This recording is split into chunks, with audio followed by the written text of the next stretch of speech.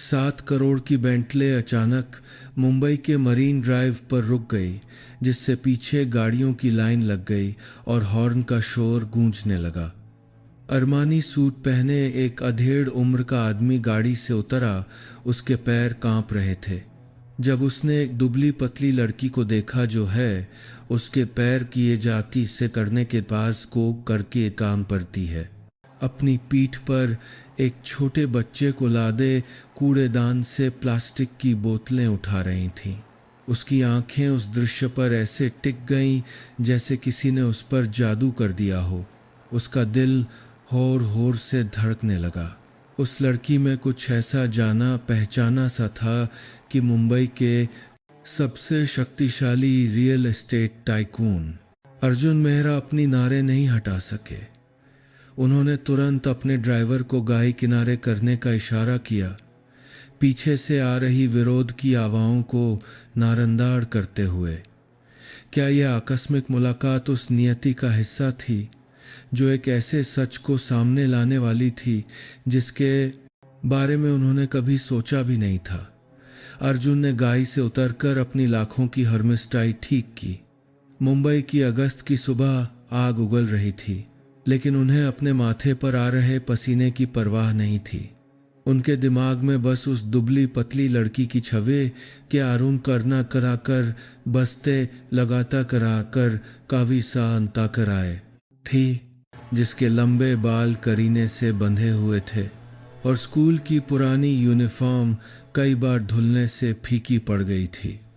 वह लड़की कूड़ेदान में झुकी ध्यान से एक एक प्लास्टिक की बोतल और कैन उठाकर अपनी फटी हुई बोरी में डाल रही थी।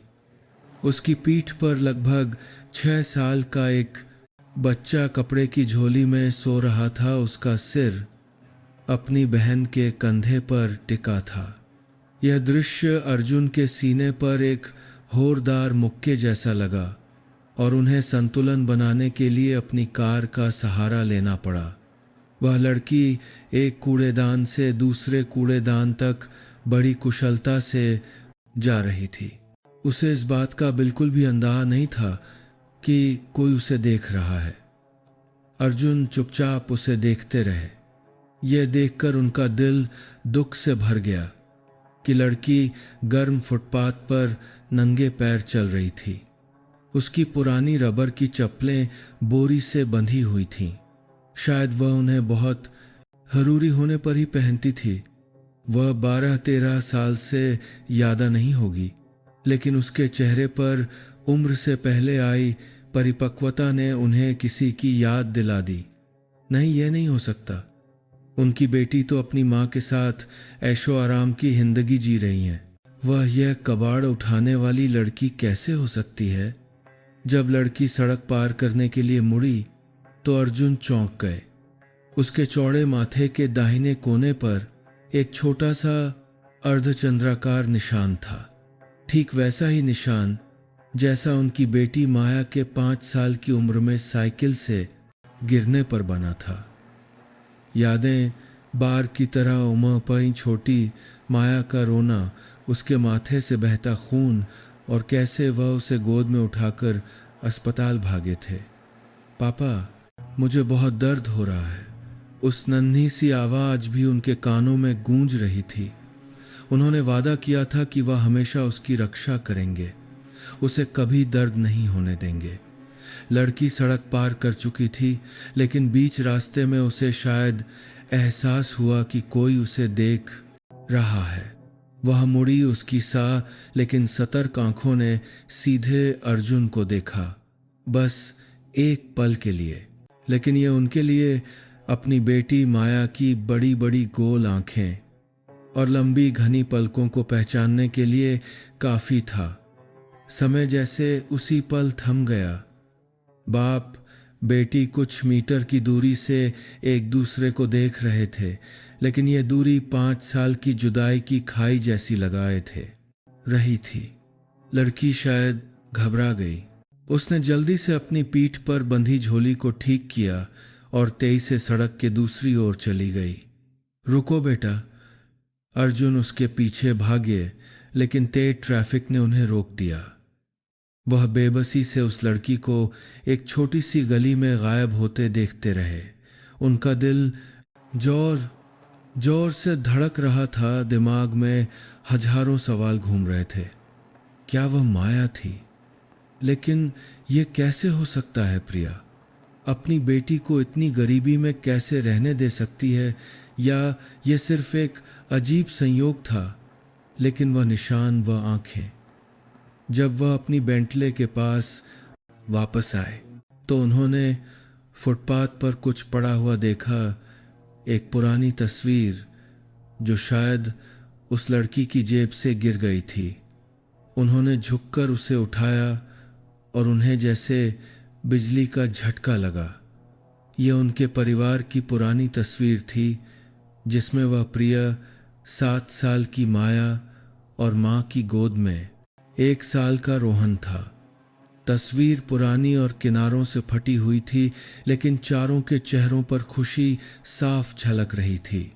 उन्हें यह पल अच्छी तरह याद था।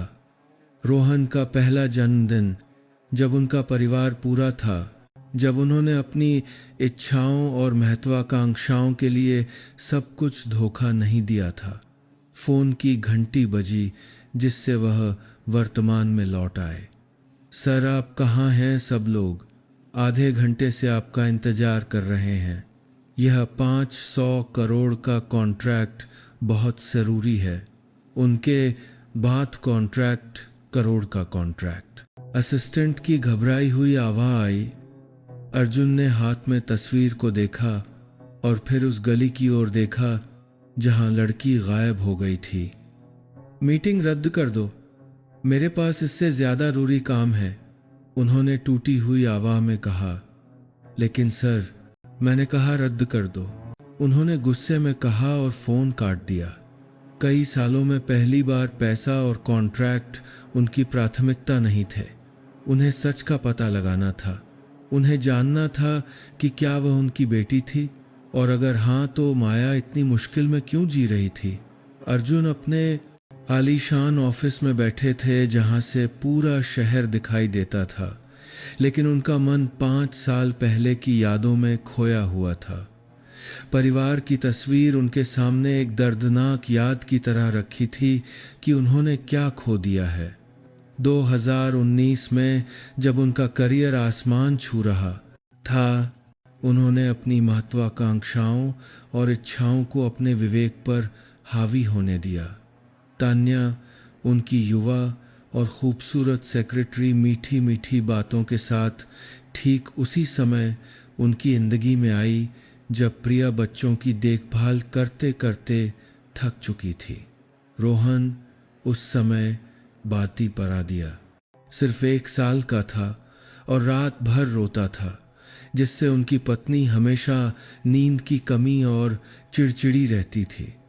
उन्होंने इसे अपने धोखे का बहाना बना लिया। इतनी देर से आए रोहन अभी अभी सोया है। प्रिया ने कहा, नींद की कमी से उसकी आंखों के नीचे काले घेरे थे। उन्होंने कोई जवाब नहीं दिया। तान्या के परफ्यूम की महक अभी भी उनके कपड़ों पर थी। अर्जुन, मैं जानती हूँ। प्रिया की आवाज़ अचानक ठंडी हो गई। क्या जानती हो? तुम्हारे और तुम्हारी सेक्रेटरी के बारे में। यह वाक्य बिजली की तरह उन पर गिरा। उन्होंने इनकार करने की कोशिश की, लेकिन प्रिया सब कुछ जान चुकी थी। मैं आपको दोष नहीं देती। शायद मैं बच्चों में इतनी उलझ गई कि अपने पति का ध्यान रखना भूल गई। लेकिन अर्जुन, मैं थक गई हूँ, चलो तलाक ले लेते हैं। वह चौंक गए। उन्हें उम्मीद नहीं थी कि उनकी पत्नी इतनी शांति से यह बात कहेगी। कोई रोना धोना नहीं, कोई चीखना चिल्लाना नहीं, बस उसकी आंखों में अत्यधिक थकान थी। तलाक की प्रक्रिया जल्दी पूरी हो गई। प्रिया ने दोनों बच्चों की कस्टडी के अलावा कुछ नहीं मांगा। मुझे तुम्हारे पैसे नहीं चाहिए, मैं खुद कमाकर अपने बच्चों को पाल सकती हूँ। बस मेरी और मेरे बच्चों की जिंदगी में दखल मत देना। वह मान गए, कुछ हद तक राहत महसूस करते हुए कि उन्हें संपत्ति का बंटवारा नहीं करना पड़ेगा। उस समय उन्होंने सोचा था कि प्रिया मूर्ख है जो अपने लिए लड़ना नहीं जानती। आज पीछे मुड़कर देखते हैं तो उन्हें एहसास होता है कि मूर्ख वह थे जिन्होंने सबसे कीमती चीजें खो दी। तलाक के बाद वह काम और तान्या के साथ अपने नए रिश्ते में डूब गए। उनका रियल एस्टेट साम्राज्य बढ़ता गया, पैसा पानी की तरह बहने लगा। कभी कभी उन्हें अपने बच्चों की याद आती, लेकिन फिर वह खुद को यह कहकर बहला लेते कि वे अपनी माँ के साथ बेहतर हैं। वह व्यस्त हैं, उनके पास देखभाल करने का समय नहीं है। धीरे धीरे दोनों बच्चों की छवि उनके दिमाग में धुंधली हो गई। जब कभी कभार याद आती तो वह बस अकाउंट में पैसे भेज देते और सोचते कि इतना काफ़ी है। उन्हें नहीं पता था कि प्रिया ने कभी उस पैसे को हाथ नहीं लगाया। वह सब बच्चों के भविष्य के लिए बचाकर रखा गया था। ऑफिस के दरवाजे पर दस्तक ने उन्हें वर्तमान में लौटाया। उनका असिस्टेंट चिंतित चेहरे के साथ अंदर आया। सर, पार्टनर लोग अचानक मीटिंग रद्द करने से बहुत नाराज हैं। वे धमकी दे रहे हैं। उन्हें मेरी तरफ से संभालने को कहो। अर्जुन ने बीच में ही टोक दिया। मेरे लिए एक काम करो, पता लगाओ कि मेरी पूर्व पत्नी प्रिया इस समय कहाँ रह रही है और क्या कर रही है। असिस्टेंट हैरान था, लेकिन पूछने की हिम्मत नहीं हुई। उसने चुपचाप नोट किया और चला गया। अर्जुन जानते थे कि यह आसान नहीं होगा। प्रिया हमेशा से एक निजी इंसान थी। तलाक के बाद उसने उनसे और सभी कॉमन दोस्तों से संपर्क तोड़ दिया था। 3 दिन बाद जांच रिपोर्ट उनकी मेल पर थी। रिपोर्ट का कंटेंट ऐसा था मानो अर्जुन आसमान से जमीन पर आ गिरे हों। प्रिया की नौकरी 2 साल पहले चली गई थी, जब उसकी अकाउंटिंग कंपनी दिवालिया हो गई थी। उसके ठीक बाद उसकी मां श्रीमती कमला देवी को स्ट्रोक आया, जिसके इलाज में लाखों रुपए खर्च हो गए। प्रिया ने अपनी मां के इलाज के लिए अपना घर, गाड़ी बेच दी और हर जगह से उधार लिया। वर्तमान में तीनों मां बच्चे मुंबई के घाटकोपर इलाके में एक तंग किराए के कमरे में रह रहे थे। सबसे दर्दनाक बात रिपोर्ट की आखिरी लाइन थी। किसी ने प्रिया की बेटी को अक्सर बाजार के आसपास पैसे कमाने के लिए कबाड़ उठाते देखा है। अर्जुन अचानक खड़े हो गए। उनकी महंगी घूमने वाली कुर्सी गिर गई। वह जो पढ़ रहे थे उस पर विश्वास नहीं कर पा रहे थे। उनकी बेटी, उनकी छोटी राजकुमारी, जिसे उन्होंने इतना लाड़ प्यार किया था, अब जीने के लिए कबाड़ उठा रही थी। प्रिया पर गुस्सा उमड़ आया। उसने मदद के लिए संपर्क क्यों नहीं किया? उसने बच्चों को इतना कष्ट क्यों सहने दिया? लेकिन फिर उन्हें याद आया कि उन्होंने ही उनकी जिंदगी में दखल न देने के लिए सहमति दी थी। उन्होंने ही परिवार के बजाय तान्या और करियर को चुना था। उन्होंने ही पिछले 5 सालों से अपने बच्चों को छोड़ दिया था। उस दोपहर अर्जुन अपनी कार चलाकर घाटकोपर की उस गरीब बस्ती में पहुंचे। तंग गली इतनी संकरी थी कि कार अंदर नहीं जा सकती थी। उन्हें बाहर कार पार्क करके पैदल जाना पड़ा। नालियों से आती बदबू, गरीब मजदूरों के जीवन का शोर उन्हें असहज कर रहा था। लेकिन ये सारी झुंझलाहट तब गायब हो गई जब वह कमरा नंबर 15 के सामने खड़े हुए, जहां रिपोर्ट के अनुसार प्रिया का परिवार रहता था। अंदर से एक लड़की के रोने की आवाज़ आ रही थी। माँ, तुम मरना मत्ती है, मैं तुम्हारे इलाज के लिए पैसे कमा लूंगी। ये माया की आवाज़ थी, कोई शक नहीं। अर्जुन का दिल जैसे रुक गया। वह बाहर ही जम गए। दरवाजा खटखटाने की हिम्मत नहीं हुई। दीदी रो मत, माँ ठीक हो जाएगी, एक छोटे लड़के की आवाज़ आई। रोहन उनका बेटा। माया बेटा, मैं ठीक हूँ, बस थोड़ी थकान है। प्रिया की कमोर आवाज़ आई, जिसमें खांसी की घरघराहट भी थी। दरवाजे की दरार से उन्होंने देखा कि कमरा सिर्फ 15 वर्ग मीटर का था। एक पुरानी लकड़ी की चारपाई पर एक बूढ़ी औरत बेसुध पड़ी थी। शायद प्रिया की माँ। एक कोने में चटाई बिछी थी जिस पर प्रिया लेटी थी। उसका चेहरा पीला पड़ गया था। माया उसके पास घुटनों के बल बैठकर उसके आंसू पोंछ रही थी। अर्जुन पीछे हटे, उनके पैर कांप रहे थे। वह अंदर घुसना चाहते थे, अपने बच्चों को गले लगाना चाहते थे, पूरे परिवार को तुरंत अस्पताल ले जाना चाहते थे। लेकिन उनका क्या अधिकार था? 5 साल तक उन्हें छोड़ने के बाद वह अचानक प्रकट होने वाले कौन होते थे? फोन बजा। तान्या का फोन था। आप कहाँ हैं? आज रात की पार्टी बहुत जरूरी है, कुछ अधिकारी आ रहे हैं। उन्होंने फोन काट दिया और कुछ नहीं सुनना चाहते थे। उस जर्जर किराए के कमरे को एक बार फिर देखकर वह इस संकल्प के साथ मुड़े कि उन्हें कुछ करना होगा, अपने परिवार को बचाना होगा, भले ही वे अब उन्हें अपना मानते हों या नहीं। अर्जुन उस किराए के कमरे के दरवाजे के सामने खड़े थे। उनका दिल इतनी वौर से धड़क रहा था जैसे छाती से बाहर निकल आएगा। तंग अंधेरी गली, नालियों से उठती तेह बदबू ने उन्हें अपनी नाक बंद करने पर मजबूर कर दिया। किराए के कमरों से निकलने वाला गंदा पानी रास्ते के बीच में एक काली धारा बनकर बह रहा था। कोने में चूहों के भागने की आवाज़, बगल के कमरे से एक बच्चे के रोने की आवाज़, गली के आखिर में किसी पति पत्नी के झगड़ने की आवाज़। यह सब गरीबी का एक ऐसा संगीत था जिसकी उन्होंने कभी कल्पना भी नहीं की थी कि उनके बच्चे इसमें रहेंगे। कुछ देर की झिझक के बाद उन्होंने दरवाज़ा खटखटाने का फैसला किया। हल्की सी दस्तक की आवाज़ शांत गली में गूंजी। कौन है? माया की सतर्क आवाज़ अंदर से आई। बेटा, मैं अर्जुन अंकल हूँ, तुम्हारी माँ का एक दोस्त। वह हकलाए, यह कहने की हिम्मत नहीं हुई कि वह कौन है। दरवाज़ा थोड़ा सा खुला और दरार से माया का दुबला पतला चेहरा दिखाई दिया। दरवाजे के सामने खड़े व्यक्ति को पहचानकर उसकी बड़ी बड़ी गोल आंखें आश्चर्य से फैल गईं। छत पर लगे कमहोर पीले बल्ब की रोशनी में अर्जुन ने अपनी बेटी की दुर्दशा को साफ देखा।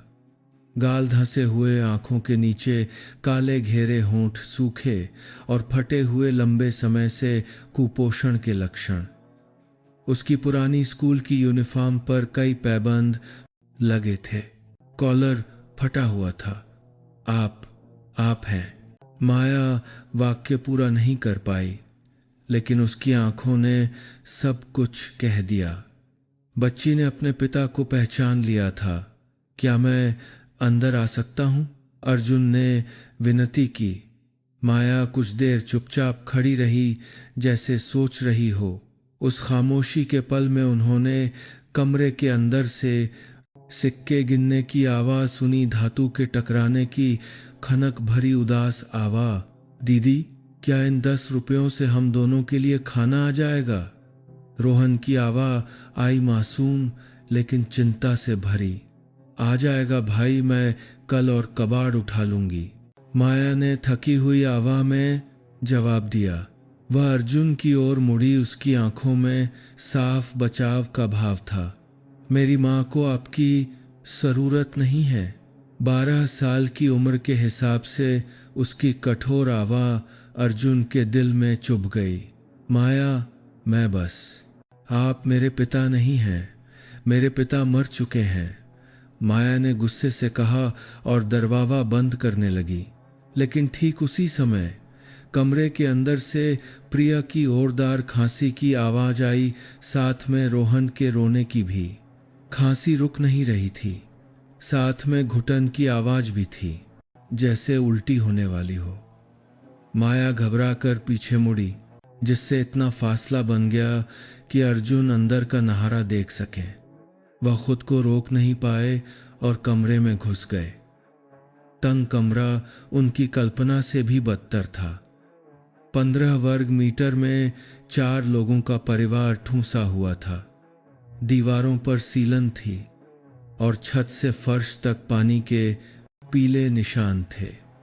छत में कई जगह छेद थे जिन्हें प्लास्टिक की थैलियों से अस्थायी रूप से ढका गया था, लेकिन पानी अभी भी नियमित रूप से टपक रहा था, जिससे सीमेंट के फर्श पर काले पानी का एक गड्ढा बन गया था।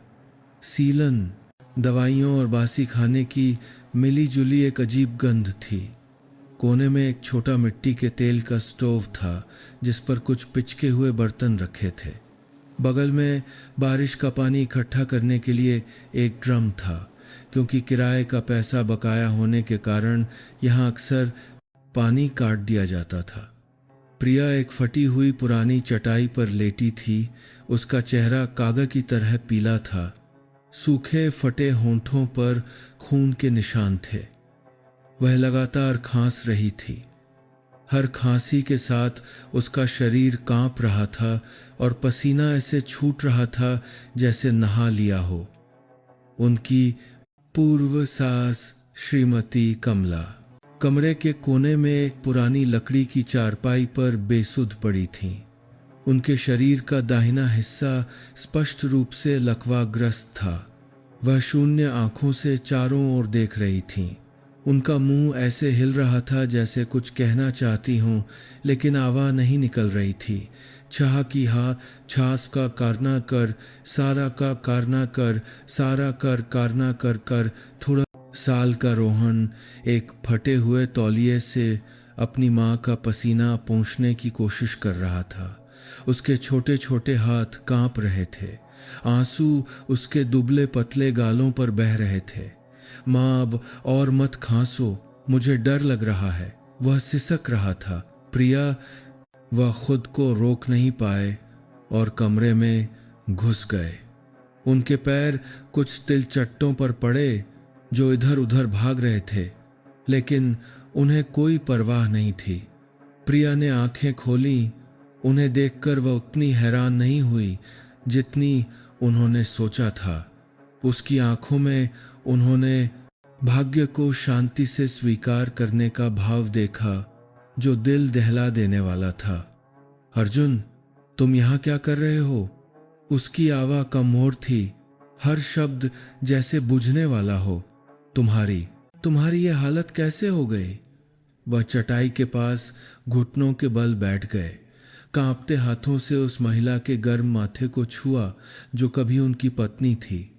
बस किस्मत है अर्जुन, तुम जाओ, कहीं तुम्हारी पत्नी को पता न चल जाए कि तुम यहाँ आए हो।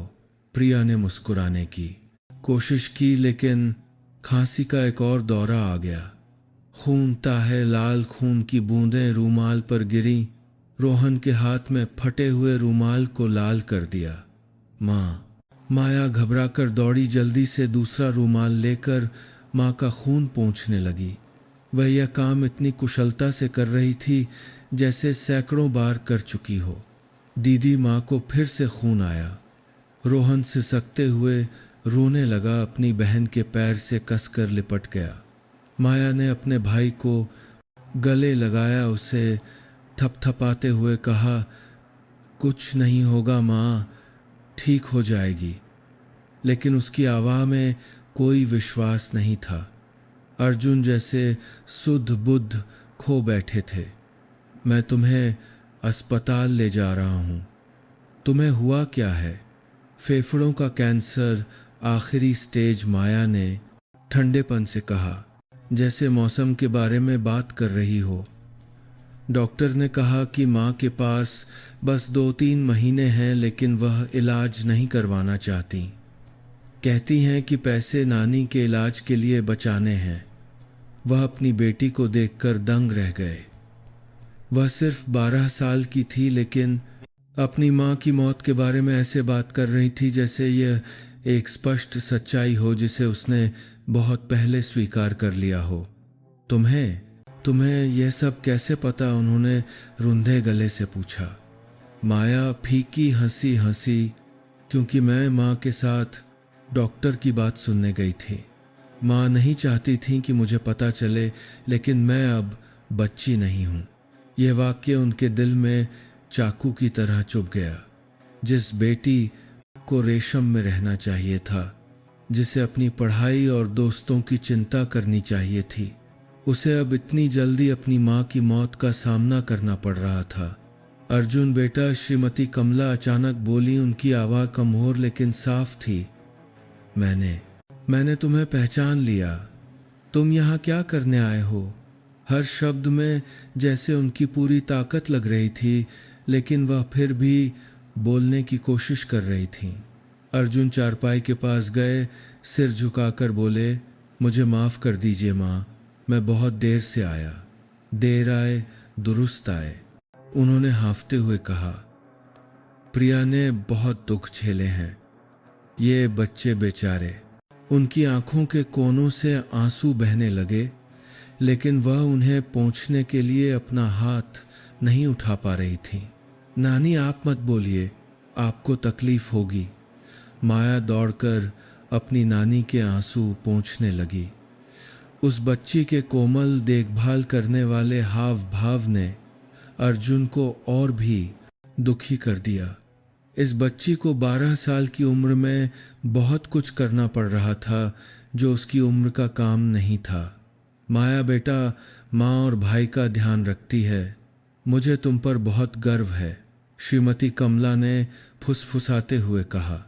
लेकिन तुम अभी छोटी हो, तुम्हें पढ़ना लिखना और खेलना कूदना चाहिए।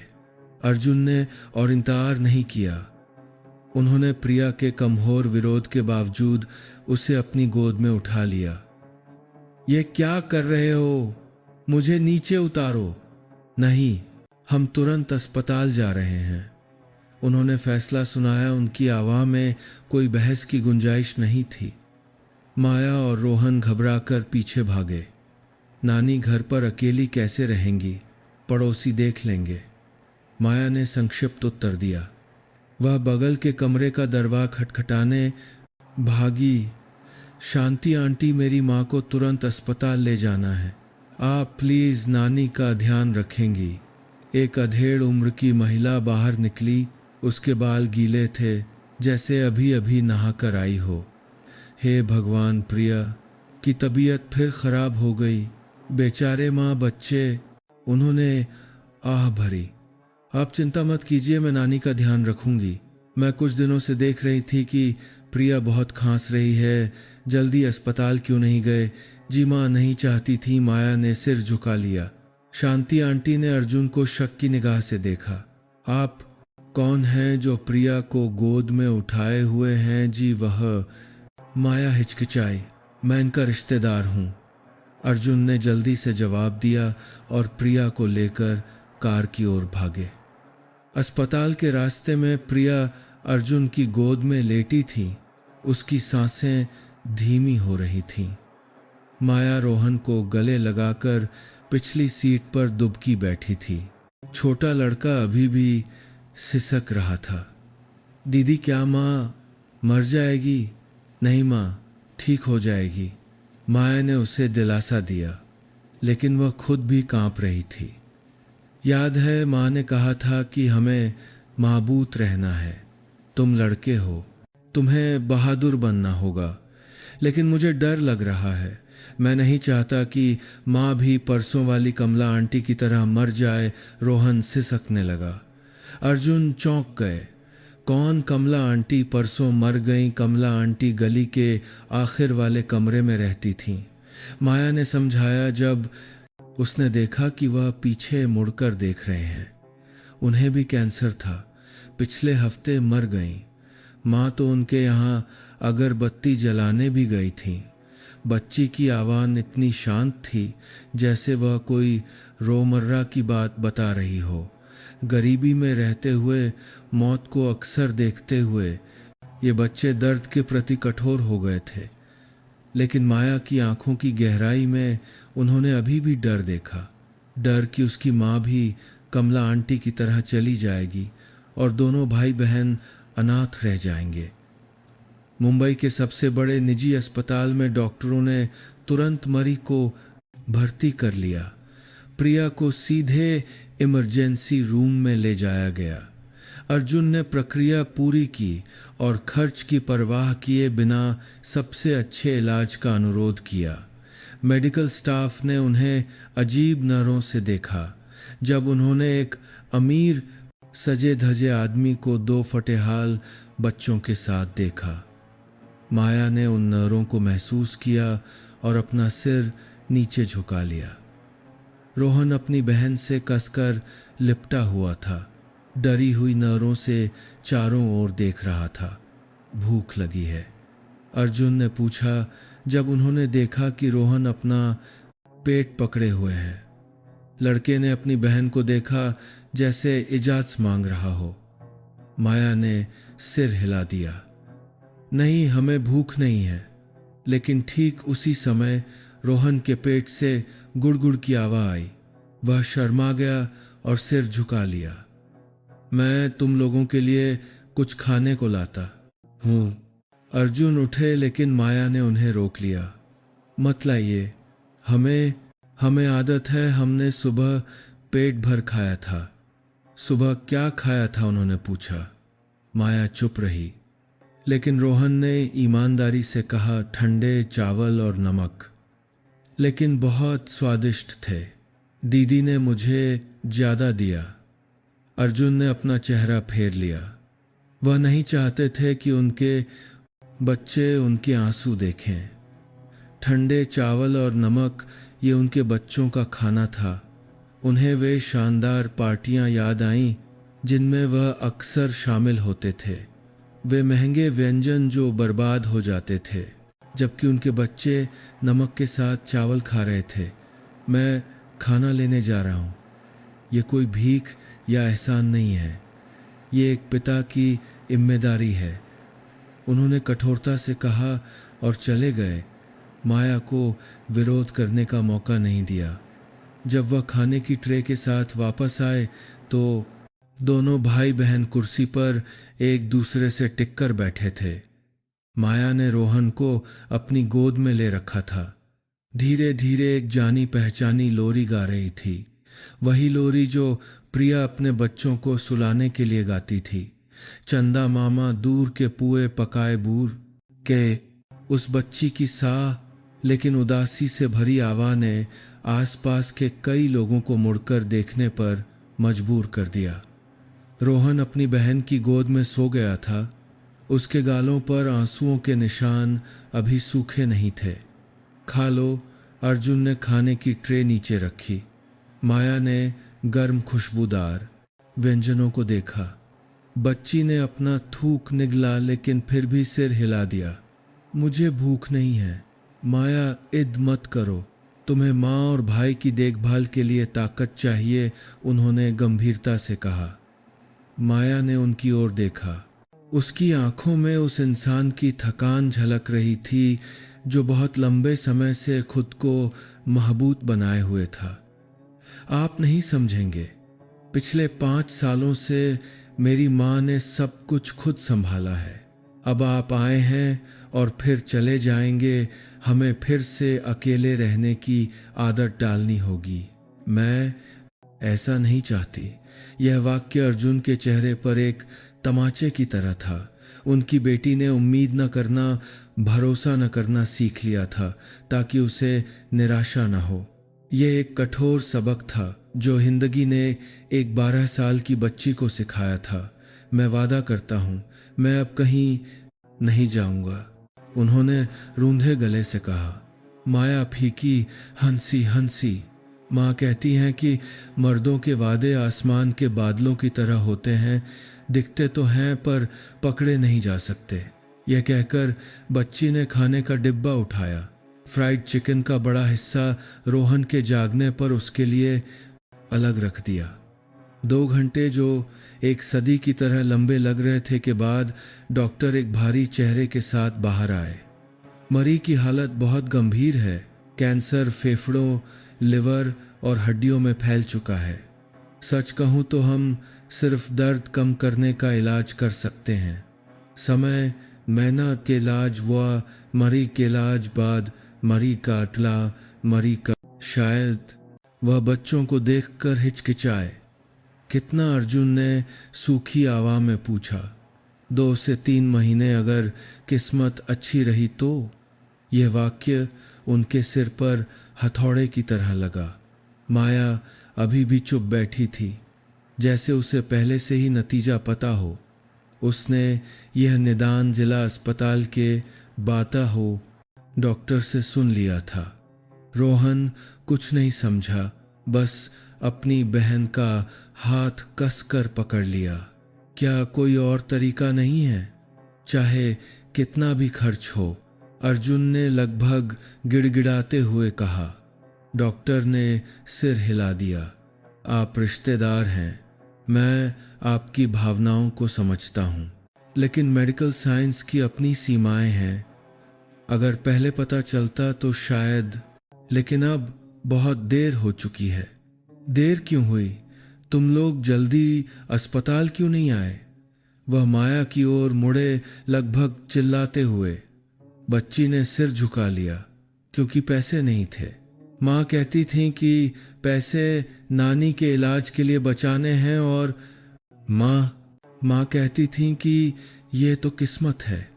प्रिया को अर्जुन के अनुरोध पर एक विशेष कमरे में शिफ्ट कर दिया गया। जब उसे होश आया तो उसने विशाल कमरा, आधुनिक मशीनें देखीं और कमजोर सी मुस्कान दी। ये क्या कर रहे हो? पैसे बर्बाद कर रहे हो? मैं सामान्य वार्ड में रह सकती थी। अब कुछ मत बोलो, तुम्हें आराम की जरूरत है। अर्जुन ने अपनी पूर्व पत्नी का हाथ पकड़ा। पतला हड्डियों वाला हाथ, पतली त्वचा के नीचे हड्डियां साफ दिख रही थीं।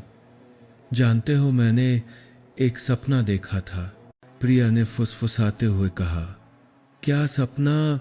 एक सपना कि जब मैं मरने वाली होंगी तो तुम आओगे? अब सपना सच हो गया।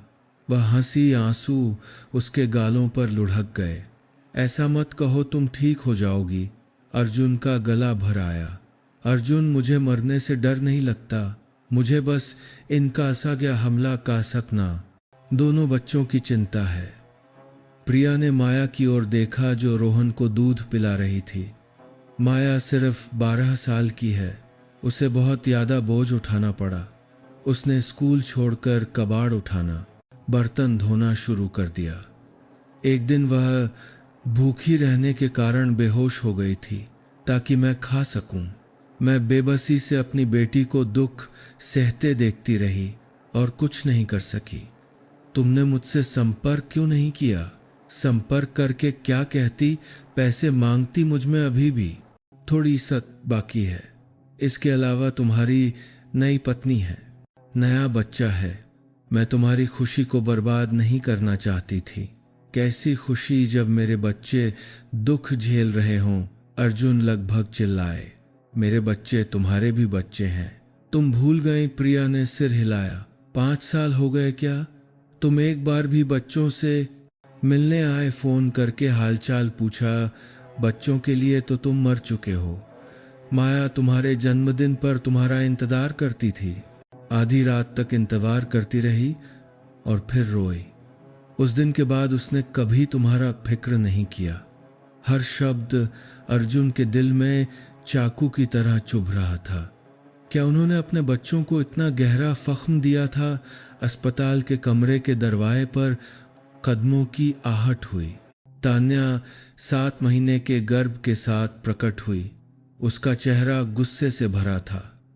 ब्रांडेड सिल्क की ड्रेस, हॉर्मेस का हैंडबैग, लुबोटिन की ऊंची एड़ी के जूते, सब कुछ अमीरी का प्रदर्शन कर रहा था, जो पुराने फटे कपड़ों में 2 बच्चों के बिल्कुल विपरीत था। अर्जुन, तुमने जरूरी मीटिंग छोड़ी, अधिकारियों के साथ डिनर छोड़ा, यहाँ आने के लिए। अपनी पूर्व पत्नी के पास उसकी आवाज़ तीखी थी। उसकी आंखों में प्रिया के लिए गहरी दुश्मनी थी। माया अपनी माँ के सामने एक छोटे जानवर की तरह खड़ी हो गई, जो अपने बच्चे की रक्षा कर रहा हो। तुम कौन हो? मेरे माँ के कमरे से बाहर निकलो। बच्ची की आंखें खूंखार थीं, मुट्ठियां भिंची हुई थीं। बदतमी लड़की। तान्या चिल्लाए, मैं तुम्हारे बाप की पत्नी हूं।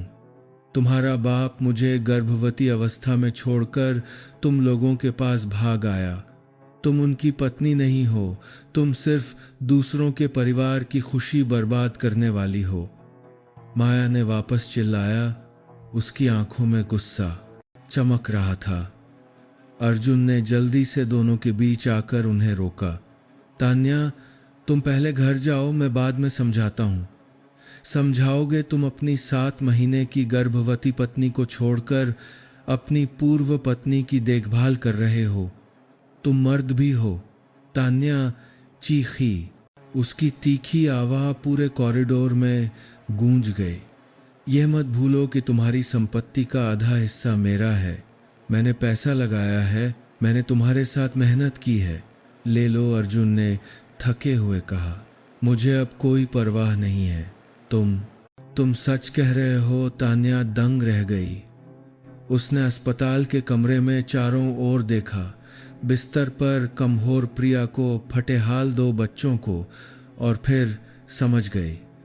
इन चीज़ों के लिए तुम सब कुछ छोड़ दोगे। इन बिगड़े हुए बच्चों और इस बीमार पूर्व पत्नी के लिए वे मेरा परिवार है। अर्जुन ने गंभीरता से कहा। मेरा खून है। मैंने उन्हें छोड़कर गलती की थी। अब मुझे उसे सुधारना है। और मेरे पेट में जो बच्चा है, तान्या ने अपने गोल पेट की ओर इशारा किया, क्या वह तुम्हारा खून नहीं है? या तुम इस बच्चे को भी वैसे ही छोड़ने वाले हो जैसे उन दोनों को छोड़ा था? इस सवाल ने अर्जुन को निशब्द कर दिया। प्रिया ने कमहोर आवाज में कहा, अर्जुन तुम जाओ, अपनी पत्नी और बच्चे का ध्यान रखो। हम ठीक हैं। माँ, माया मुड़ी। आप ऐसा क्यों कह रही हैं? हमें इनकी ज़रूरत नहीं है। लेकिन प्रिया ने सिर हिलाया। बेटा, अपने पिता से नफरत मत करो। बड़े लोग भी कभी कभी गलतियां करते हैं। ज़रूरी यह है कि वे अपनी गलती सुधारें। रोहन दौड़कर अर्जुन के पैर से लिपट गया। पापा मत जाओ, मुझे आपकी बहुत याद आती है। वह सिसकते हुए रोने लगा, दोनों हाथों से कसकर उन्हें पकड़ लिया। तान्या ये नहारा देखकर पीली पड़ गई। ठीक है, तुम इन्हीं के साथ रहो, लेकिन अगर तुम तुरंत वापस नहीं आए तो मुझे दोष मत देना। वह मुड़ी, लेकिन दरवाजे से बाहर निकलने से पहले उसने अर्जुन को नफरत भरी नज़रों से देखा। कमरा भारी खामोशी में डूब गया। केवल दवा की ड्रिप की नियमित टप टप और प्रिया की कमहोर सांसों की आवाज़ थी। प्रिया के अस्पताल में भर्ती होने के 10 दिन बाद स्थिति में कोई सुधार नहीं हुआ। कीमोथेरेपी ने उसे और कमज़ोर कर दिया था, लेकिन कैंसर कोशिकाओं के फैलने की गति को नहीं रोक सकी। दर्द उसे दिन रात तड़पाता था। मॉर्फिन की उच्च खुराक भी पूरी तरह से राहत नहीं दे पाती थी। अर्जुन तान्या के कड़े विरोध के बावजूद हर दिन अस्पताल आते थे। उनका फ़ोन लगातार नई पत्नी के कॉल से बजता रहता, लेकिन वह उठाते नहीं थे। माया उनके साथ लगातार रूखा व्यवहार करती रही, लेकिन अब वह उन्हें पहले दिनों की तरह भगाती नहीं थी। शायद इसलिए कि उसे लगता था कि माँ उनके साथ होने पर ज़्यादा खुश रहती है, या शायद वह इतनी थक चुकी थी कि और गुस्सा नहीं कर सकती थी। तुम फिर से कबाड़ उठाने गई थी? अर्जुन ने पूछा। जब उन्होंने माया को बोरी के साथ अस्पताल में आते देखा, उसके माथे पर पसीना था। वह अभी अभी काम से लौटी थी। उसके हाथों से अभी भी बर्तन धोने वाले साबुन की गंध आ रही थी। माया ने उनकी ओर नहीं देखा। सिर झुकाकर अपनी जेब में पैसे गिनने लगी। नानी की दवा के पैसे खत्म हो गए थे। स्ट्रोक की दवा बहुत महंगी है। 1 महीने में लगभग 2000 रुपये लगते हैं। मैंने कहा था ना कि मैं सब कुछ संभाल लूँगा। पिछले 5 सालों से आपके बिना हम जी रहे थे, अब भी ज़रूरत नहीं है। ठंडे शब्दों ने उनके दिल में चाकू की तरह चुभा, लेकिन अर्जुन समझ गए कि यह बच्ची का खुद को बचाने का तरीका है। उन्होंने चुपचाप अपने असिस्टेंट को फ़ोन करके अस्पताल के खाते में एक बड़ी रकम ट्रांसफ़र करने को कहा, ताकि प्रिया और उसकी माँ दोनों के सभी बिलों का भुगतान हो सके। लेकिन वह जानते थे कि पैसा 5 साल की अनुपस्थिति को मिटा नहीं सकता, खोए हुए विश्वास को वापस नहीं खरीद सकता। माया, क्या तुम्हें याद है? वह कुछ कहना चाहते थे, लेकिन माया ने बीच में ही टोक दिया। मैं याद नहीं करना चाहती। याद करके क्या होगा? और दर्द पाने के लिए बच्ची ने अपना चेहरा फेर लिया, लेकिन अर्जुन ने उसके गाल पर एक आंसू लुढ़कते हुए देख लिया। उस दोपहर जब माया ट्यूशन के लिए गई थी, वह मुश्किल हालात के बावजूद पढ़ाई करने की कोशिश कर रही थी। एक चैरिटी क्लास में शाम को पढ़ती थी। सिर्फ रोहन अस्पताल में था। वह अपनी माँ के बिस्तर के पास बैठकर चित्र बना रहा था। कभी कभी अर्जुन को जिज्ञासा और झिझक के साथ देखता था।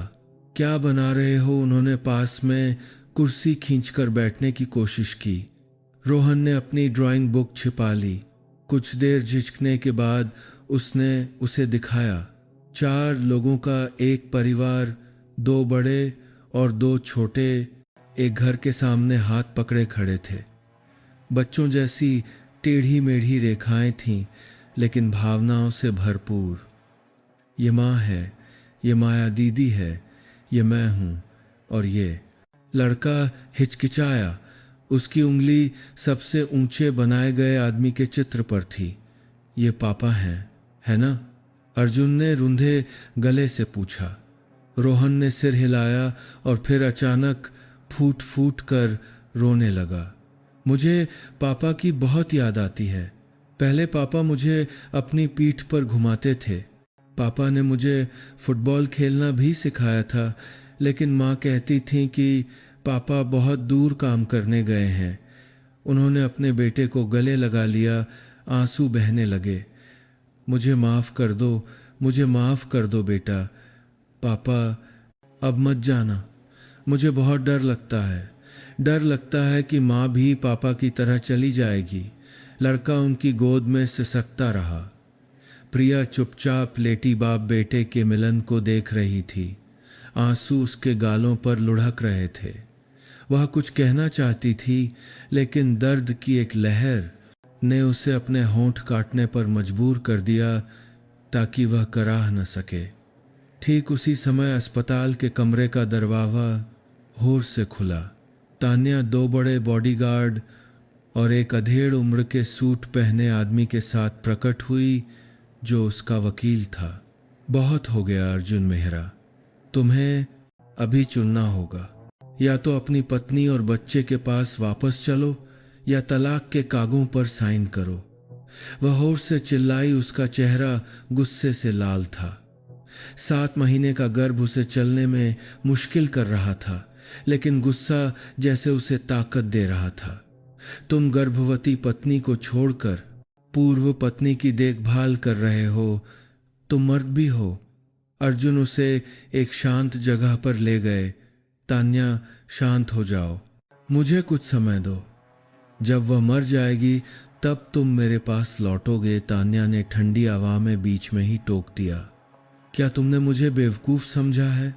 डॉक्टर ने कहा कि वह औरत अभी और जिएगी 2-3 महीने और।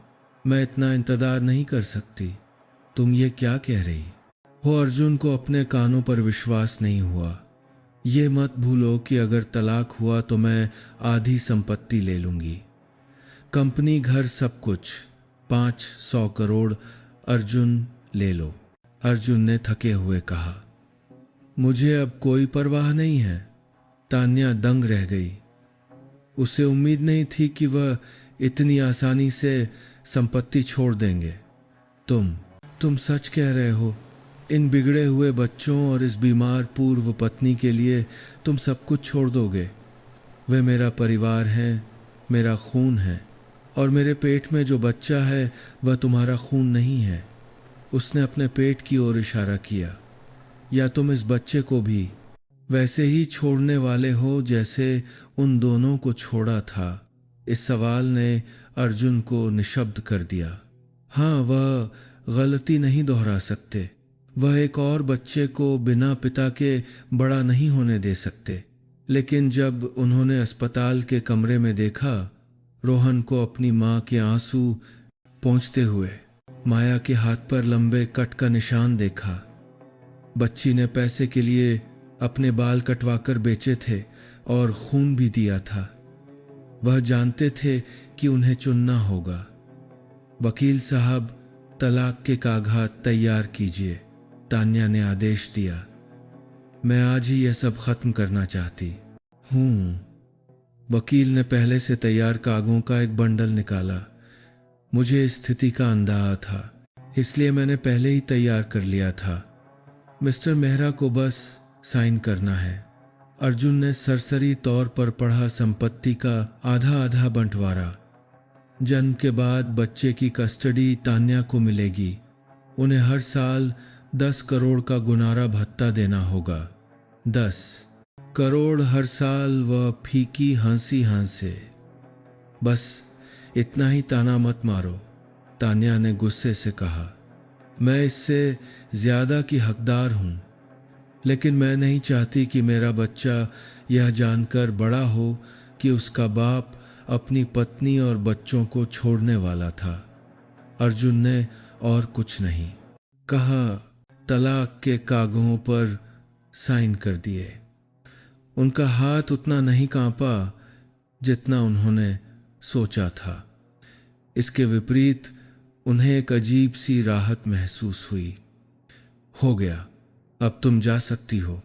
तान्या ने कागज छीन लिए। उसकी आंखें लाल थीं। तुम पछताओगे।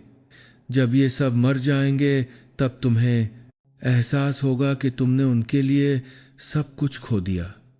अगर मुझे कोई पछतावा है, अर्जुन ने अपनी पूर्व पत्नी, जो अब सच में पूर्व पत्नी थी, की आंखों में सीधे देखा, तो बस यही कि मैंने ये काम पहले क्यों नहीं किया।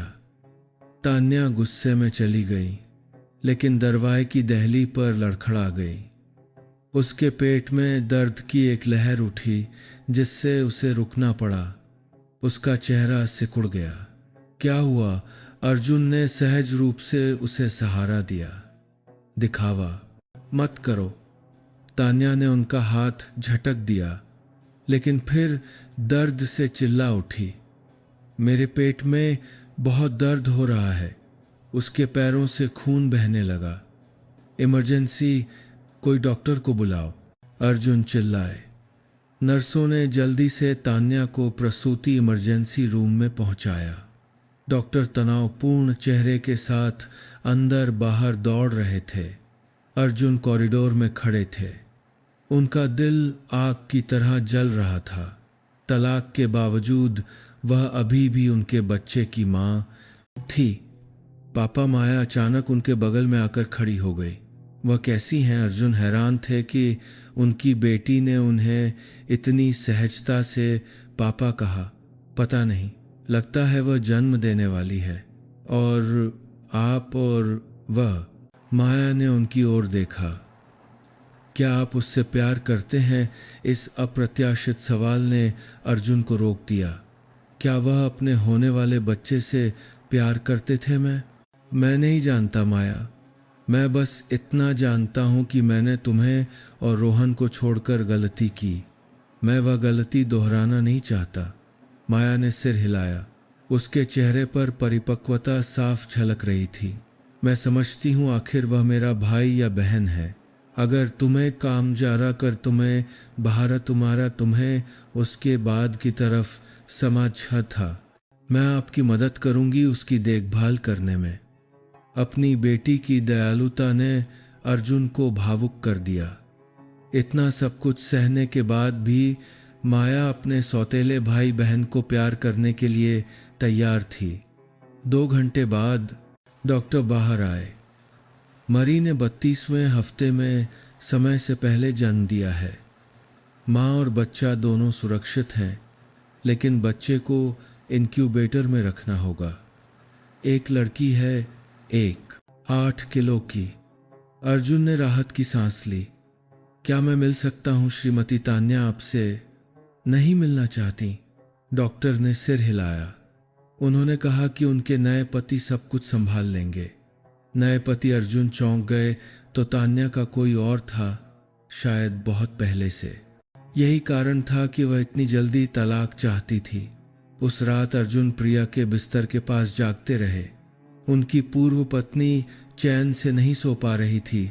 दर्द उसे नींद में भी परेशान कर रहा था।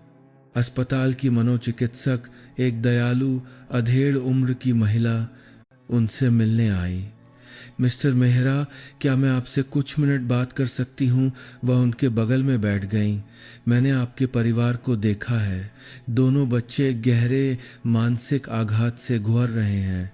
मैं जानता हूँ अर्जुन ने आह भरी, और यह सब मेरी गलती है। खुद को इतना दोष मत दीजिए। ज़रूरी ये है कि आप वापस आ गए हैं, लेकिन आपको समझना होगा कि रिश्ते सुधारना आसान नहीं होगा। माया अबैंडनमेंट सिंड्रोम से पीड़ित है। वह भरोसा करने से डरती है क्योंकि उसे फिर से चोट लगने का डर है। और रोहन उस दौर में है जहां उसे एक पिता की छवि की जरूरत है, लेकिन उसे खोने का भी डर है। मनोचिकित्सक ने विस्तार से समझाया। आपको धैर्य रखना होगा। ऐसे वादे न करें जिन्हें आप पूरा नहीं कर सकते। छोटे लेकिन लगातार किए गए काम बड़े वादों से ज्यादा महत्वपूर्ण होते हैं। माया कुर्सी पर सिमटी हुई लेटी थी। उसका एक हाथ अभी भी अपनी माँ का हाथ थामे हुए था। रोहन उनकी गोद में सो रहा था। कभी कभी चौंककर माँ पुकारता था। उन्होंने इस छोटे से परिवार को देखा और अपनी नवजात बेटी के बारे में सोचा। एक मासूम जान जिसे बड़ों की उलझनों के बारे में कुछ नहीं पता था। मनोचिकित्सक ने जैसे उनके विचार पढ़ लिए। आप नवजात बच्चे के बारे में चिंतित हैं। हाँ, मैं नहीं चाहता कि वो बिना पिता के प्यार के बड़ी हो, तो आपको अपना समय ठीक से व्यवस्थित करना होगा। लेकिन अभी आपकी प्राथमिकता ये दोनों बच्चे होने चाहिए। वे एक महत्वपूर्ण दौर में हैं जहां उन्हें आपकी सबसे ज्यादा जरूरत है। वह उठी, उनके कंधे पर हाथ थपथपाया। पिता बनना आसान नहीं है, खासकर जब कई जिम्मेदारियों के बीच संतुलन बनाना हो। लेकिन मुझे विश्वास है कि आप कोई ना कोई रास्ता निकाल लेंगे। यह कहकर वह चली गईं। अर्जुन को अनगिनत विचारों के साथ छोड़ गईं। अगली सुबह जब अर्जुन कुर्सी पर ऊँघ रहे थे, उनका फोन वाइब्रेट हुआ। एक अनजान पते से एक ईमेल आया था। उन्होंने उसे खोला और दंग रह गए। यह प्रिया का ईमेल था, जो स्वचालित रूप से भेजने के लिए शेड्यूल किया गया था। अर्जुन, जब तुम यह पत्र पढ़ रहे होगे, शायद मेरे पास ज्यादा समय नहीं होगा। मैं तुम्हें दोनों बच्चों को सौंपने के लिए लिख रही हूँ।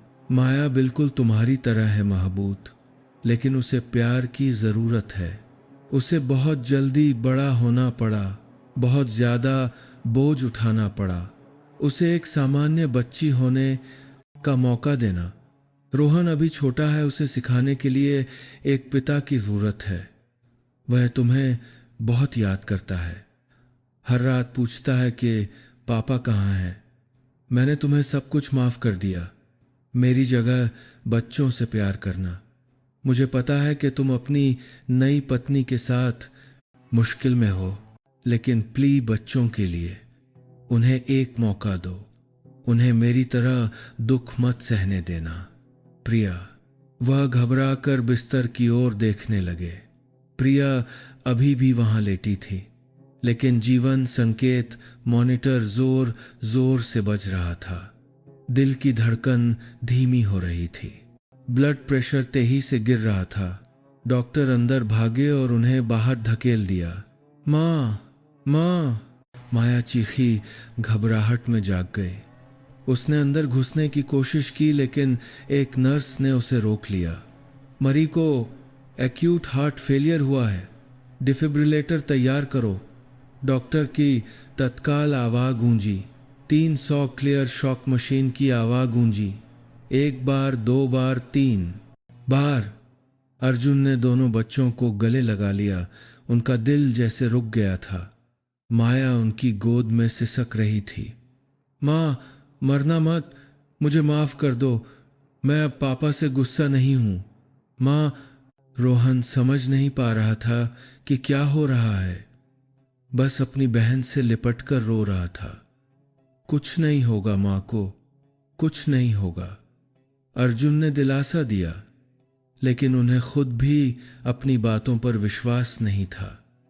ये वह क्षण था जब उन्हें फैसला करना था, रुकना है या जाना है, अतीत चुनना है या भविष्य, पुराना प्यार और रिश्ता चुनना है या नई जिम्मेदारी। ठीक उसी समय तान्या का फोन आया। उसकी आवाज़ कमजोर थी। अर्जुन, मैंने अभी अभी एक बेटी को जन्म दिया है। मैंने उसका नाम मिहिका रखा है। अर्जुन चुप रहे, कुछ नहीं कह पाए। मैं जैसे ही बेटी ठीक होगी अमेरिका चली जाऊंगी। मेरे बॉयफ्रेंड ने सारे इंतज़ाम कर लिए हैं। आज से हमारा कोई लेना देना नहीं है। और बेटी, उसे एक नया पिता मिलेगा। तुम अपने पुराने बच्चों का ध्यान रखो। तान्या की आवाज़ में थोड़ी कड़वाहट थी। मैं तुम्हें शुभकामना देती हूं कि तुम्हें खुशी मिले। फोन कट गया।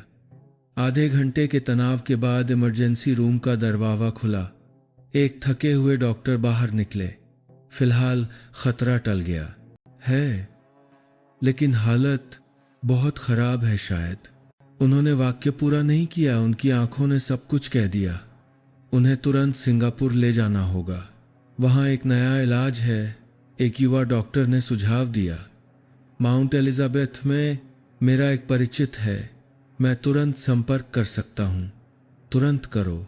अर्जुन लगभग चिल्लाए, चाहे कितना भी खर्च हो। माया कमरे में भागी, माँ के बिस्तर के पास घुटनों के बल बैठ गई।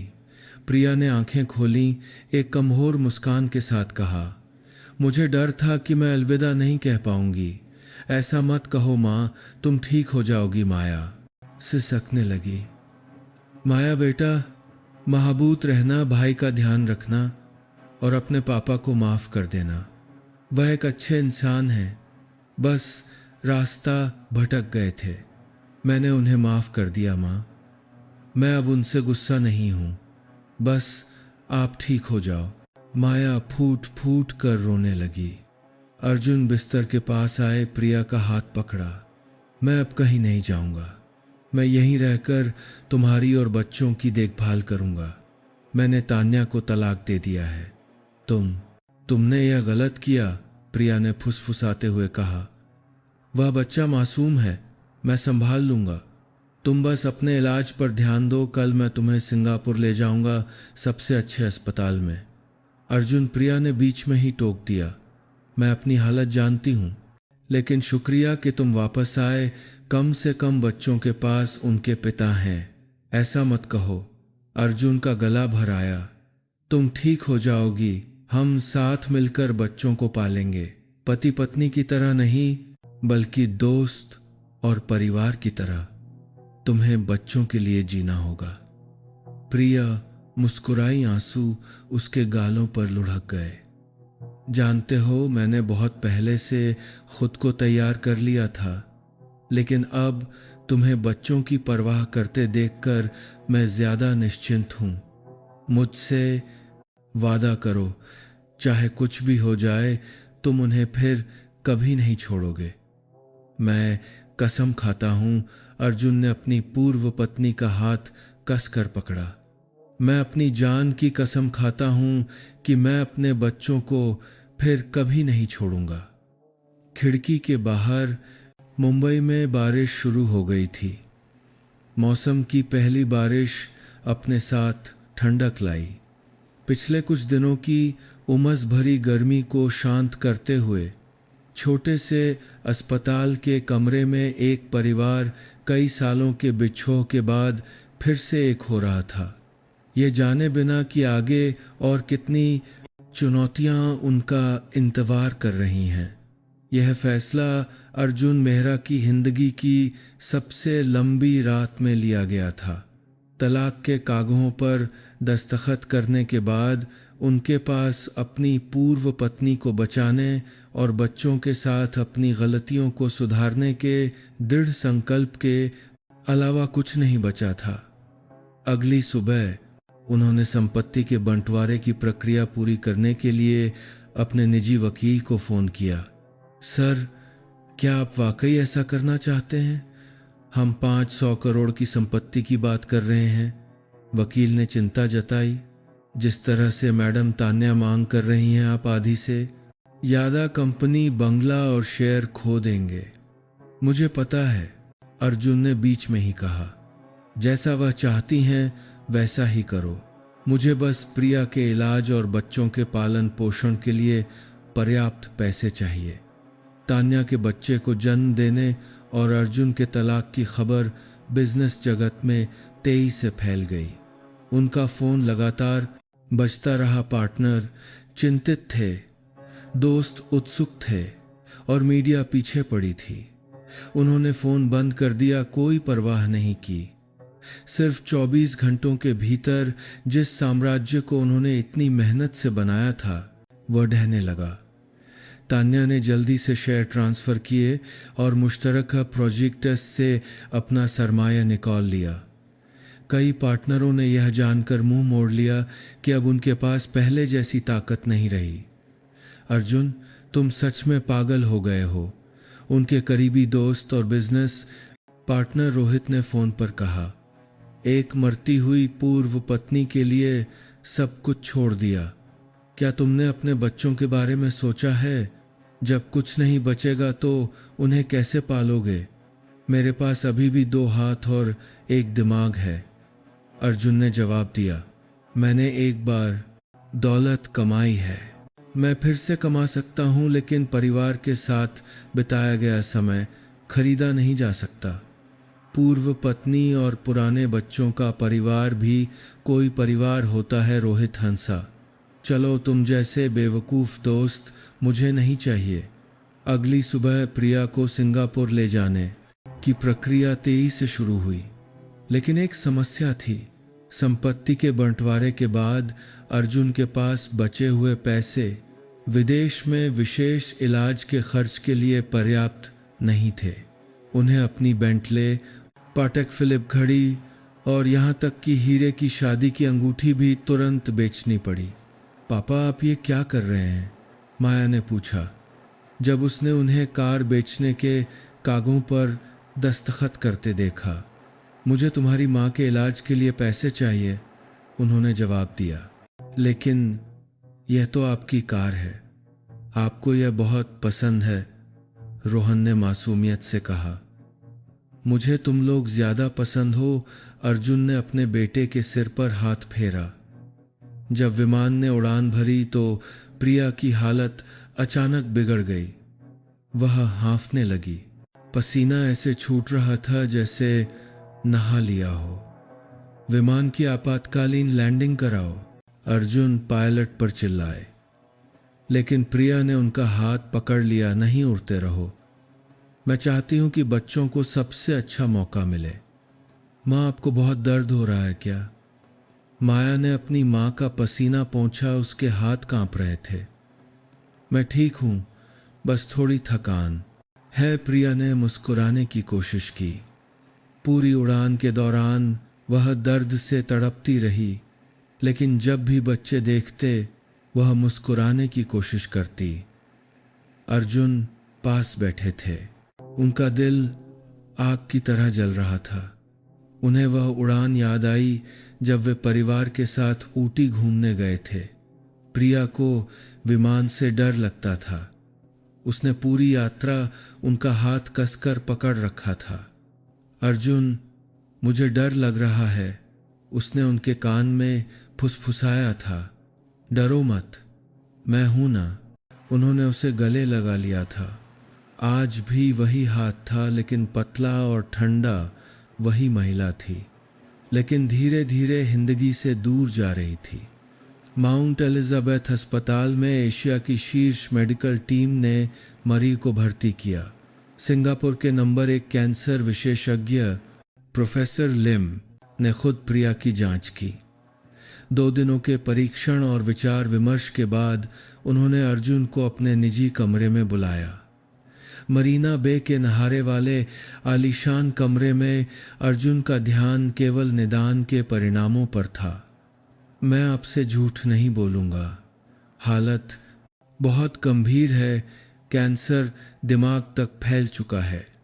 लेकिन वह अपने चश्मे को ठीक करते हुए हिचकिचाए। लेकिन क्या प्रोफेसर? अर्जुन अधीर हो गए। अमेरिका से एक प्रायोगिक उपचार पद्धति है जिसमें नैनो टेक्नोलॉजी के साथ इम्यूनोथेरेपी का उपयोग किया जाता है। सफलता की दर केवल 30% है। लागत बहुत ज़्यादा है। पूरे कोर्स के लिए लगभग 500 शून्य अमेरिकी डॉलर और प्रक्रिया मरी के लिए बेहद दर्दनाक होगी। कीजिए, अर्जुन ने बिना किसी हिचकिचाहट के कहा। अगर 1% भी मौका है तो मैं कोशिश करना चाहता हूँ। क्या आपके पास पर्याप्त वित्तीय क्षमता है? प्रोफेसर लिम ने उन्हें एक सार्थक नार से देखा। वह अर्जुन की स्थिति के बारे में प्रेस के माध्यम से जानते थे। मैं व्यवस्था कर लूँगा, अर्जुन ने दृढ़ता से कहा। प्रोफेसर के कमरे से बाहर निकलकर उन्होंने पैसे उधार लेने के लिए अपने सभी परिचितों को फ़ोन किया। लेकिन जब उन्होंने सुना कि उनका तलाक हो गया है और उन्होंने अपनी अधिकांश संपत्ति खो दी है, तो कोई भी इतनी बड़ी रकम उधार देने को तैयार नहीं हुआ। माफ़ करना अर्जुन, मैं भी मुश्किल में हूँ। आप मेरी स्थिति समझिए, अर्थव्यवस्था खराब है। तुम पागल हो गए हो, पूर्व पत्नी का इलाज करा रहे हो। ठंडे इनकार दिल में चाकू की तरह चुभ रहे थे। हताश होकर अर्जुन ने मुंबई में अपना बचा हुआ छोटा सा अपार्टमेंट भी बेचने का फैसला किया, जहां उन्होंने अपने बच्चों के साथ रहने की योजना बनाई थी। पापा, अगर हम घर बेच देंगे तो हम कहाँ रहेंगे? माया ने ये जानने पर पूछा। हम किराए पर घर ले लेंगे। जरूरी यह है कि पहले तुम्हारी माँ को बचाया जाए, या हम अपने पुराने किराए के कमरे में वापस चलें, रोहन ने सुझाव दिया। मुझे वहाँ की आदत है, पड़ोसी बहुत अच्छे हैं।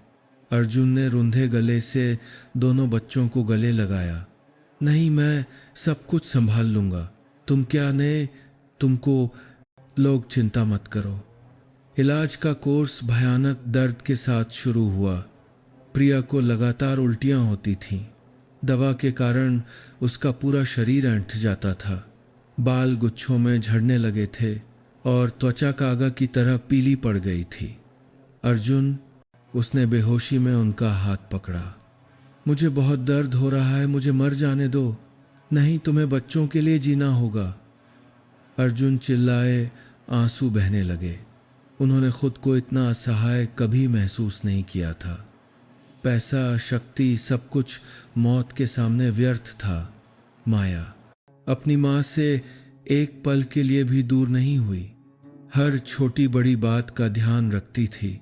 वह अपनी माँ को स्पंज बात देती, एक एक चम्मच दलिया खिलाती, डायपर बदलती जैसे किसी छोटे बच्चे की देखभाल कर रही हो। थक गई हो? अर्जुन ने पूछा जब उन्होंने अपनी बेटी को नींद की कमी के कारण कुर्सी पर लुढ़कते देखा। मुझे आदत है, जब माँ पहली बार बीमार पड़ी थी तब भी मैं ऐसे ही देखभाल करती थी। माया ने थकी हुई आवाज़ में जवाब दिया। 12 साल की बच्ची जैसे एक रात में बड़ी हो गई थी। हर काम को एक अजीब शांति के साथ संभाल रही थी। बेटा, यह मुझे करने दो। आप रोहन का ध्यान रखिए, उसे घर की बहुत याद आ रही है। माया ने बीच में ही टोक दिया। हाँ, रोहन अजीब माहौल के कारण तनाव के लक्षण दिखा रहा था। वह रात को रोता था और अपने पुराने किराए के कमरे में वापस जाने की शुद्ध करता था। पापा, माँ कब ठीक होंगी ताकि हम घर जा सकें? जल्द ही बेटा, अर्जुन ने उसे दिलासा दिया, लेकिन उन्हें खुद भी नहीं पता था कि जल्द कब आएगा। 1 महीना चिंता और उम्मीद में बीत गया। इलाज का खर्च अतिरिक्त सहायक दवाओं के कारण बढ़ गया। अर्जुन को ऊंची ब्याज दरों पर उधार वो दाज में अतिरिक्त तालीम में दवा सभी कारण अवापला लेना पड़ा। यहाँ तक कि अपना लैपटॉप और फ़ोन भी गिरवी रखना पड़ा। उन्होंने अतिरिक्त आय के लिए सिंगापुर में काम खोजना शुरू कर दिया। फ्रीलांस डिज़ाइनिंग का काम करने लगे। एक शक्तिशाली अरबपति से अब उन्हें मामूली कीमत पर वास्तुकला के नक्शे बनाने के लिए रातें जागनी पड़ती थीं। तुम क्या कर रहे हो? प्रिया ने होश में आने पर पूछा। बस थोड़ा काम कर रहा हूँ। अर्जुन ने छिपाने की कोशिश की। मुझे धोखा मत दो।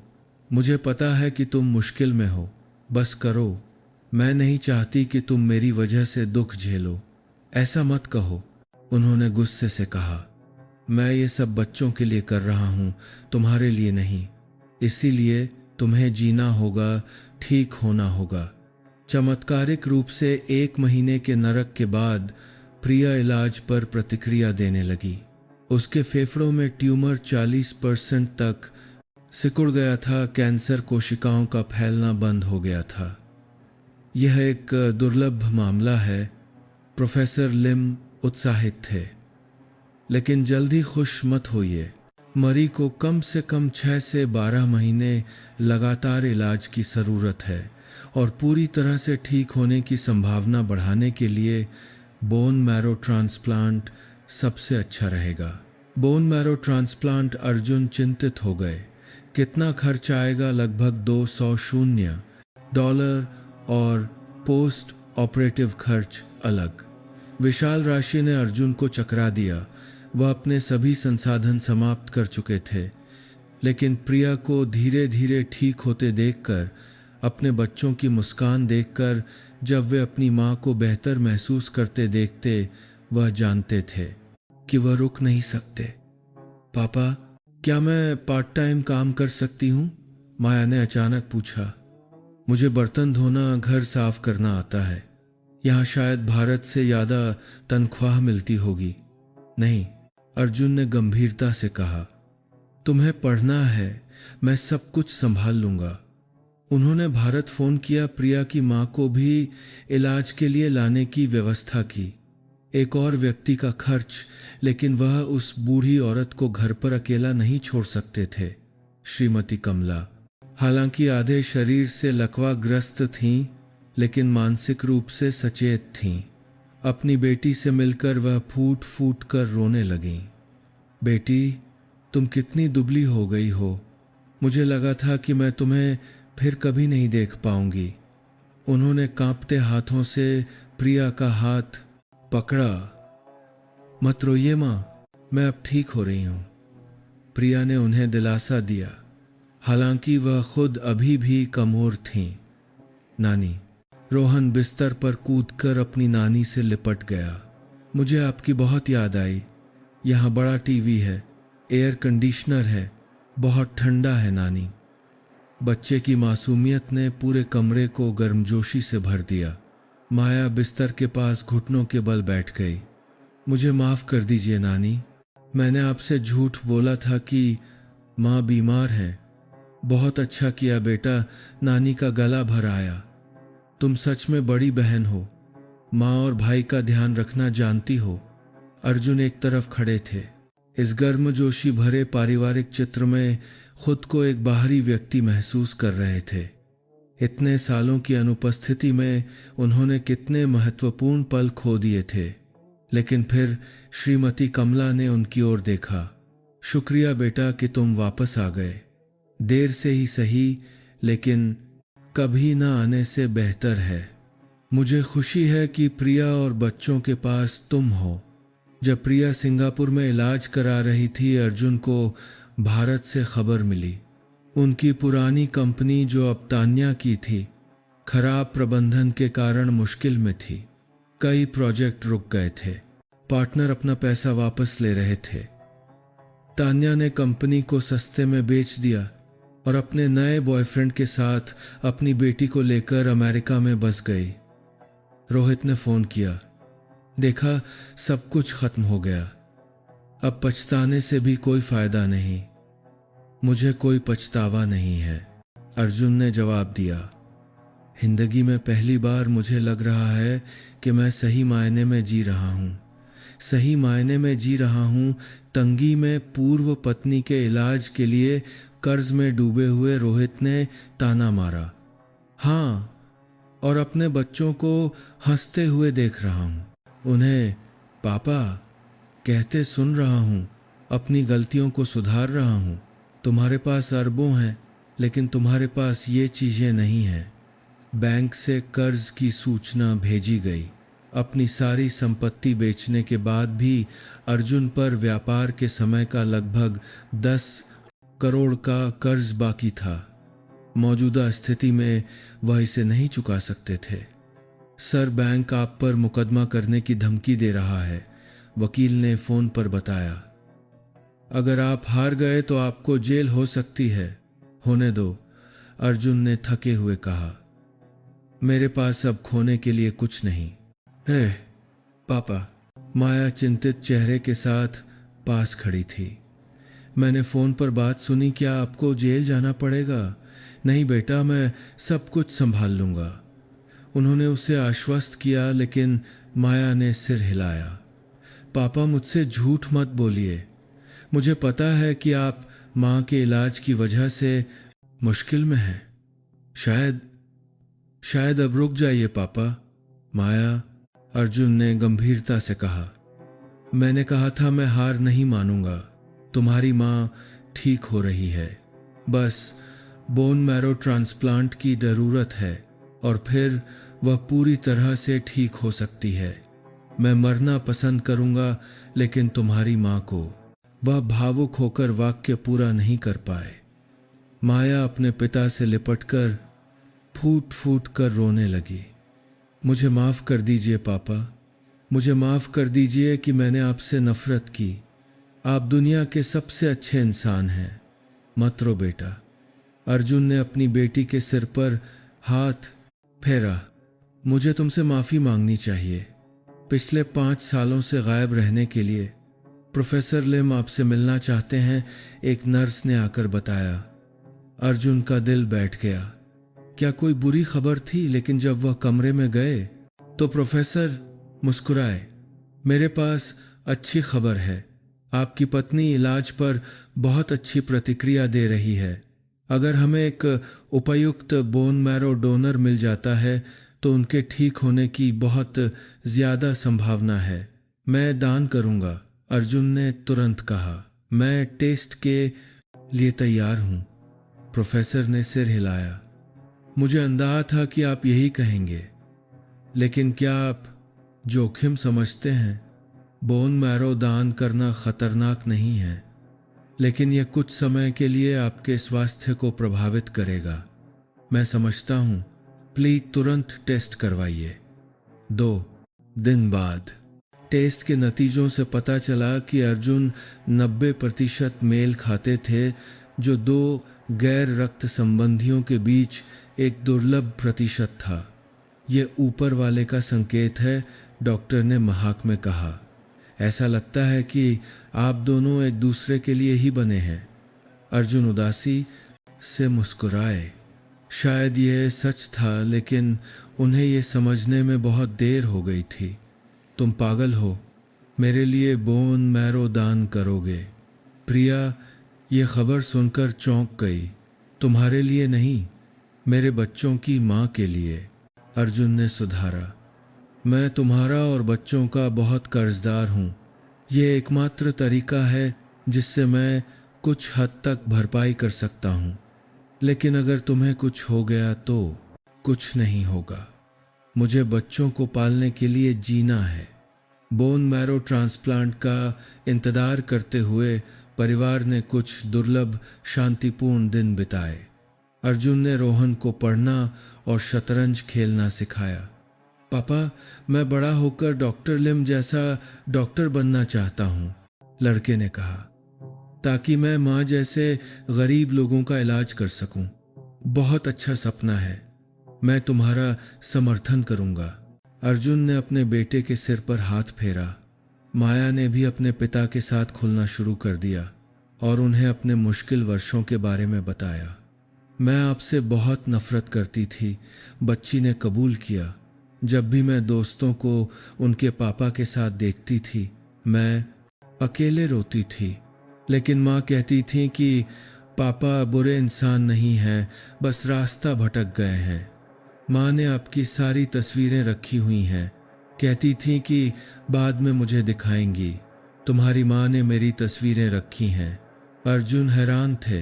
हाँ, पूरा एक एल्बम। माँ कहती थी कि चाहे कुछ भी हो, आप मेरे पापा हैं। अर्जुन का गला भर आया। उन्होंने जो कुछ भी किया था, उसके बाद भी प्रिया अपने बच्चों को उनसे प्यार करना सिखा रही थी। यही सच्चा प्यार था, निस्वार्थ, बिना किसी मांग के, बस बच्चे की खुशी की कामना। मैं वादा करता हूं कि मैं तुम्हें फिर कभी निराश नहीं करूंगा। उन्होंने अपनी बेटी को गले लगाया। मुझे पता है, माया मुस्कुराई, क्योंकि आपने ये साबित कर दिया है। बोन मैरो ट्रांसप्लांट के 3 महीने बाद प्रिया को एक विशेष रिकवरी रूम में छुट्टी दे दी गई। उसके शरीर ने नए मैरो के साथ चमत्कारिक रूप से प्रतिक्रिया दी थी। उसके स्वास्थ्य संकेतक हर दिन बेहतर हो रहे थे। ये वास्तव में एक विशेष मामला है। प्रोफेसर लिम अपनी उत्तेजना नहीं छिपा सके। मैंने कभी किसी मरीज को इतनी जल्दी ठीक होते नहीं देखा, लेकिन उन्हें अभी भी कम से कम 2 से 3 साल तक निगरानी और रखरखाव उपचार की जरूरत होगी। अर्जुन ने सिर हिलाया। उन्होंने एक लंबी यात्रा के लिए खुद को मानसिक रूप से तैयार कर लिया था। जरूरी यह था कि प्रिया धीरे धीरे ठीक हो रही थी। बच्चों के पास उनकी माँ थी। अच्छी खबरें लगातार आती रहीं। श्रीमती कमला कई महीनों की फिजियोथेरेपी के बाद अपना दाहिना हाथ थोड़ा हिला सकती थी, और माया ने उच्चतम अंकों के साथ एक प्रतिष्ठित स्कूल में दाखिला लिया। रोहन एक खुशमिजाज और होशियार लड़का था। अब उसमें कुपोषण के कोई लक्षण नहीं थे। पापा, आज टीचर ने मेरी ड्राइंग की तारीफ की। लड़के ने अपनी ड्राइंग बुक दिखाई। अर्जुन ने एक एक पन्ना पलटा। अपने बेटे की प्रतिभा पर हैरान थे। एक विशेष चित्र था जिसमें पूरा परिवार खाने की मेज के चारों ओर बैठा था। रेखाएं टेढ़ी मेढ़ी थीं, लेकिन भावनाओं से भरपूर। प्रिया के ठीक होने, भावनाओं से भरपूर, भावनाओं से का इंतजार करते हुए अर्जुन को भारत से खबर मिली। तान्या ने एक युवा व्यवसायी से दोबारा शादी कर ली थी और अपनी बेटी को लेकर अमेरिका में बस गई थी। उसने एक ईमेल भेजा, मैं बेटी का सरनेम बदल रही हूं। आज से तुम्हें कोई ग्वारा भत्ता देने या संपर्क करने की जरूरत नहीं है। समझो कि हम कभी मिले ही नहीं थे। उन्होंने मिश्रित भावनाओं के साथ ईमेल पढ़ा। कुछ राहत, कुछ उस मासूम बच्चे के लिए अपराध बोध, लेकिन शायद ये सबसे अच्छा तरीका था ताकि वह बच्ची एक पूरे परिवार में बड़ी हो। माया और रोहन की तरह 2 घरों के बीच ना पिसना पड़े। क्या सोच रहे हो? प्रिया ने पूछा जब उसने उन्हें खिड़की के पास गहरे विचारों में डूबे देखा। मैं अपनी गलतियों के बारे में सोच रहा था कि मैंने कितने लोगों को चोट पहुंचाई है। हर कोई गलतियां करता है। जरूरी यह है कि हम अपनी गलती सुधारें। प्रिया ने उसे दिलासा दिया। तुम मुझसे नफरत नहीं करती, मेरी वजह से तुमने इतने साल दुख झेले। नफरत करके क्या मिलेगा? मेरे पास 2 अद्भुत बच्चे हैं। उन्होंने मुझे महबूत रहना और प्यार करना सिखाया। अगर वे नहीं होते तो शायद मुझ में इस बीमारी से लड़ने की ताकत नहीं होती। माया दवा की ट्रे के साथ कमरे में आई। माँ, दवा ले लो। वह अब लंबी हो गई थी। उसके चेहरे पर परिपक्वता साफ झलक रही थी। मेरी अच्छी बेटी प्रिया ने उसके बालों पर हाथ फेरा। माया, तुम्हारा क्या सपना है? अर्जुन ने अचानक पूछा। माया ने अपने पिता की ओर देखा। मैं डॉक्टर बनना चाहती हूँ। ताकि मैं गरीब लोगों का इलाज कर सकूं, जैसे डॉक्टरों ने माँ को बचाया। मैं तुम्हारी पूरी मदद करूंगा।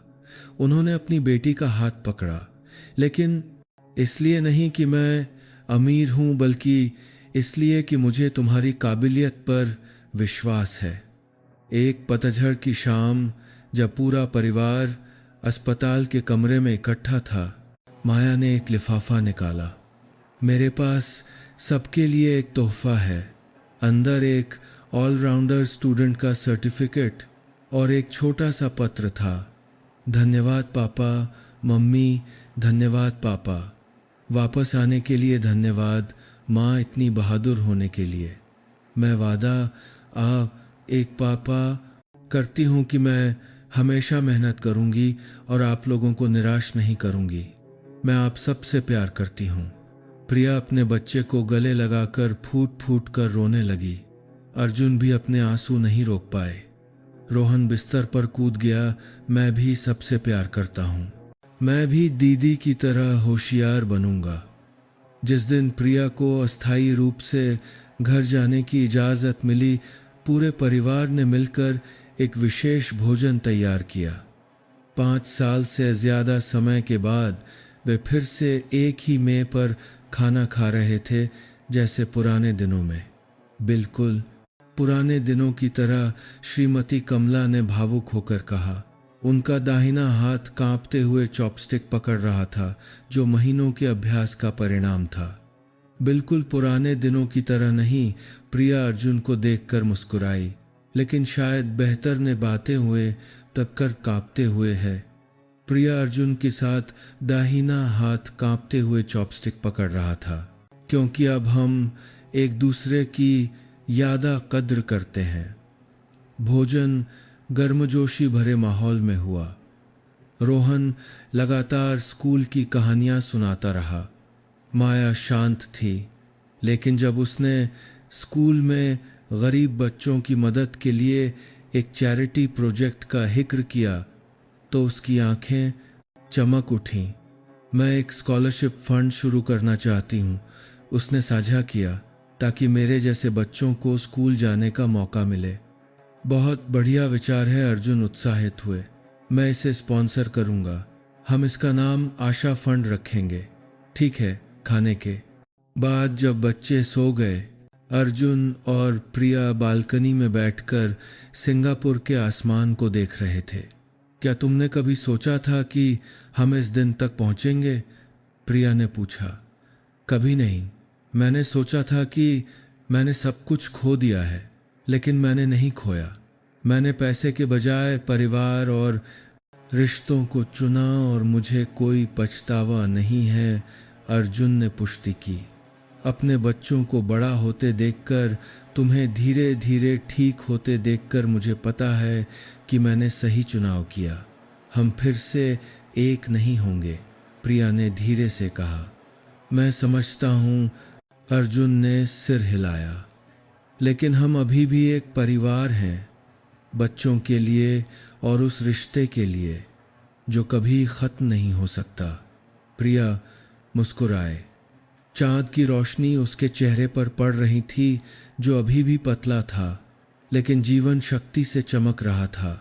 दोनों चुपचाप इस दुर्लभ शांतिपूर्ण क्षण का आनंद लेते रहे। साल बीतते गए, प्रिया का इलाज जारी रहा और वह चमत्कारिक रूप से ठीक हो गई। हालांकि पूरी तरह से ठीक नहीं हुई, लेकिन वह लगभग सामान्य जीवन जी सकती थी। बस नियमित रूप से अस्पताल जाना पड़ता था। अर्जुन ने सिंगापुर में एक नई कंपनी शुरू की।